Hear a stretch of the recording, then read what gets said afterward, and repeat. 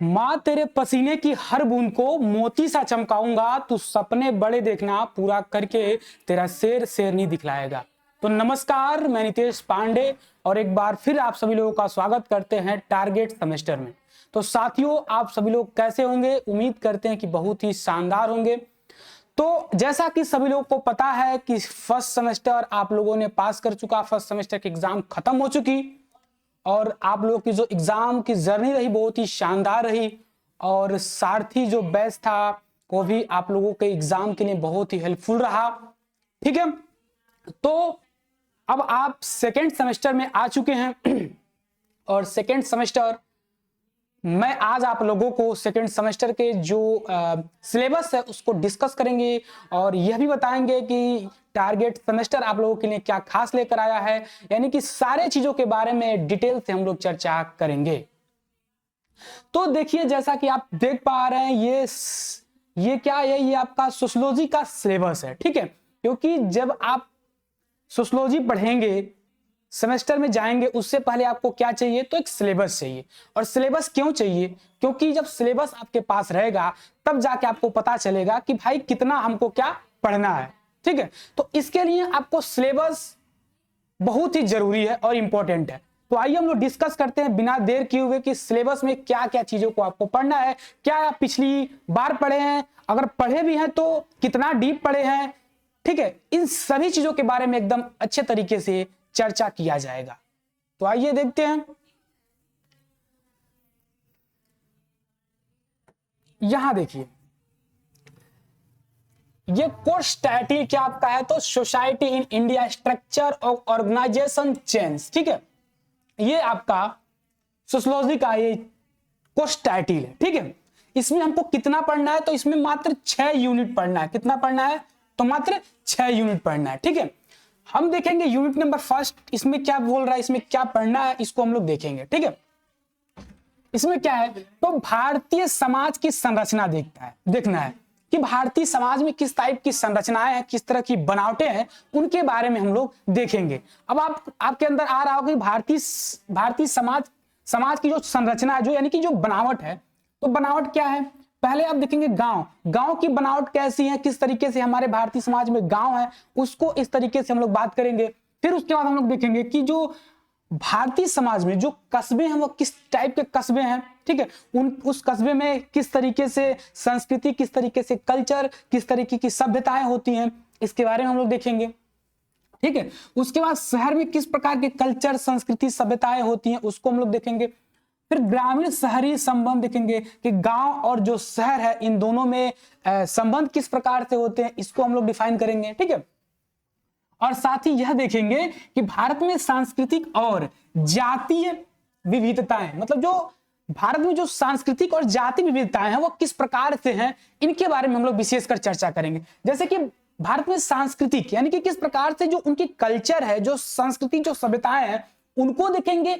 और जो जातीय विविधताएं, मतलब जाति में विविधता का मतलब आप लोग देखे होंगे कि विविधता का मतलब क्या होता है।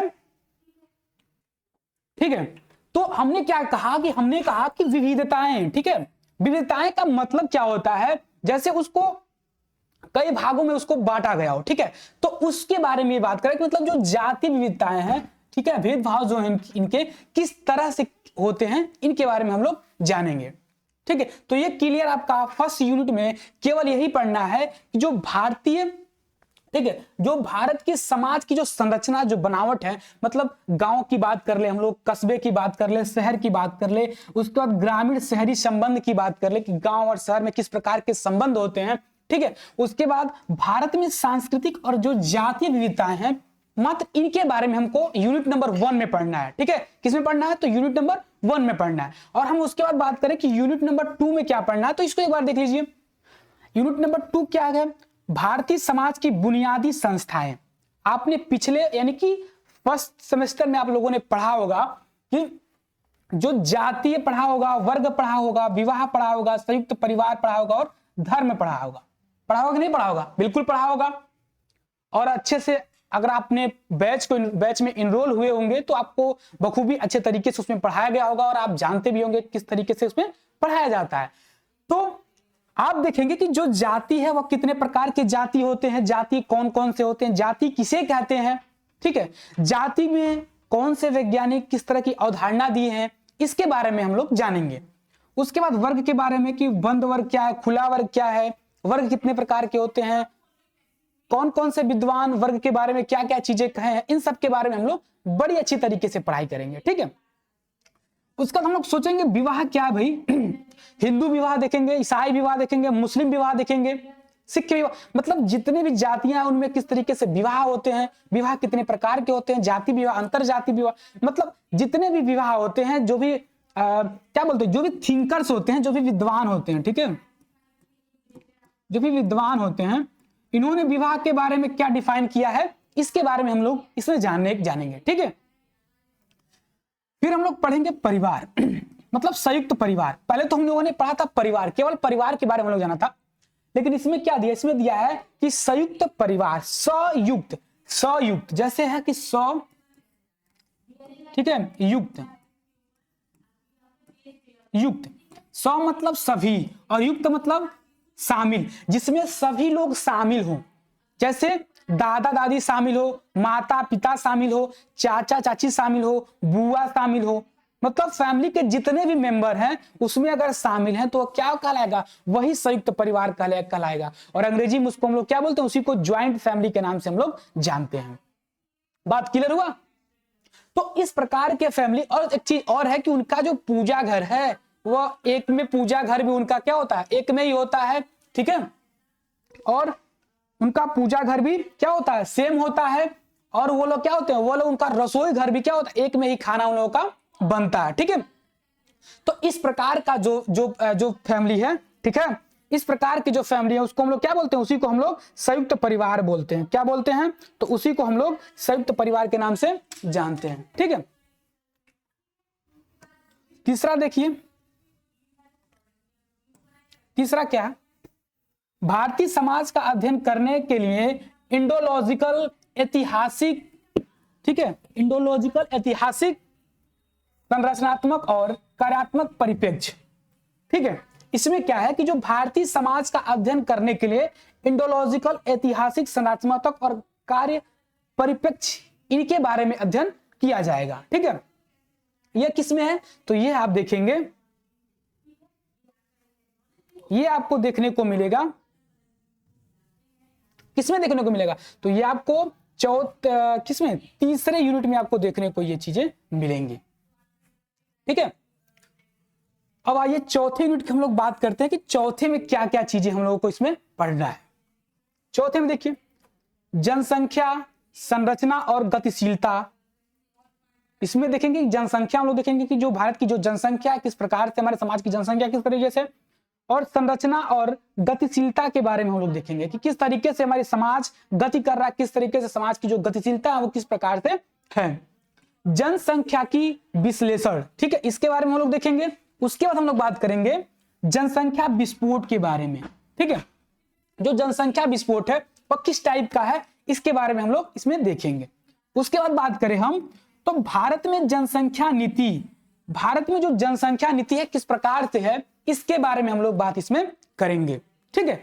तो आपका ये कितने यूनिट हुआ, ये फर्स्ट यूनिट, सेकेंड, ठीक है, थर्ड और फोर्थ, ये 4 यूनिट में हम लोग ये चीजों की बात करेंगे और डिस्कस करेंगे और अच्छे तरीके से हम लोग पढ़ेंगे, ठीक है।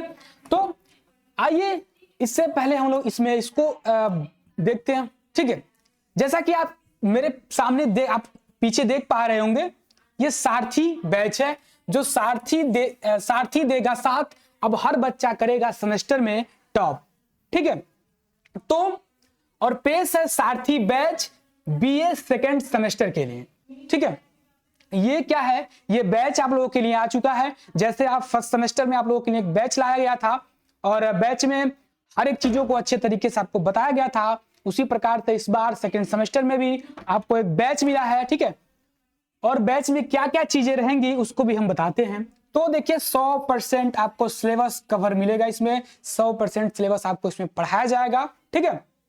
और साथ में आपको मेंटरशिप भी दिया जाएगा, ठीक है, और PYQs, MCQ, ठीक है, और जितने भी या लॉन्ग में आए या शॉर्ट नोट्स, सारे नोट्स आपको इसमें प्रोवाइड किया जाएगा।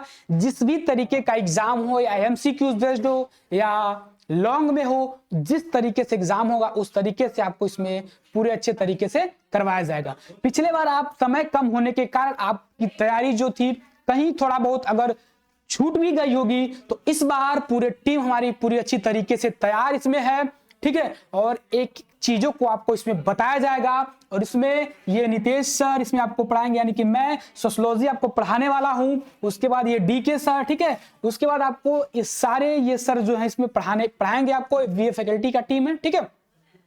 तो सारे लोग इसमें मिलेंगे, और साथ में आपको बता दें कि 24, ठीक है, इंटू 7 डाउट, ठीक है। आपका कोई भी डाउट रहेगा तो वो डाउट क्लियर किया जाएगा, ठीक है। अगर आपका बैच से जो भी जुड़े और भी चीजें होंगी तो आप सीधे आप टीम के पास कॉल करके आप पूछ सकते हैं, जान सकते हैं, ठीक है। और बैच को लेने से पहले आपको करना क्या है, तो बैच को लेने से पहले आपको टारगेट गुरुकुल एप्लीकेशन जो प्ले स्टोर पे आपको मिल जाएगा, उसको आप डाउनलोड करिए, ठीक है। डाउनलोड करने के बाद आप इस बैच को परचेस करेंगे, ठीक है। और उसके बाद आप बैच में क्या हो जाएंगे, जुड़ जाएंगे। और ये बैच क्या है, ये बैच 3999 में आपको बैच न मिलके 499 में आपको ये बैच दिया जाएगा, ठीक है। और उसके बाद 20 जनवरी के बाद से ये बैच अगर आप देखिए सेमेस्टर, ठीक है, सेमेस्टर क्या इसमें करेंगे, तो सेमेस्टर, तो इसमें आप क्या करेंगे, बीए, देखिए यहाँ सेमेस्टर 10, ठीक है। इसमें सेमेस्टर 10 अगर आप यूज करेंगे कूपन कोड, तो आप 499 में आप कब तक, तो आप 20 जनवरी तक, ठीक है, 20 जनवरी तक आपको ये 499 में मिलेगा। उसके बाद क्या हो जाएगा, उसके बाद आपका जो ये 99 है ये इसमें आपको मिलेगा, ठीक है। तो अगर आप 20 तारीख से पहले आप इसको बैच को इनरोल करते हैं तो आपको ये कितने मिलेगा, तो 499 में आपको मिल जाएगा, ठीक है। तो ओवरऑल बैच के बारे में आपको पता चल गया होगा कि बैच कैसे मिलेगा। तो आइए सिलेबस की ओर चलते हैं। देखिए ये 5वां यूनिट क्या कह रहा है, इसमें क्या पढ़ना है, भारत में जनजातीय समुदाय, भारतीय जनजातीय जीवन का बदलता कैनवास और सांस्कृतिक संपर्क और उनकी समस्याएं।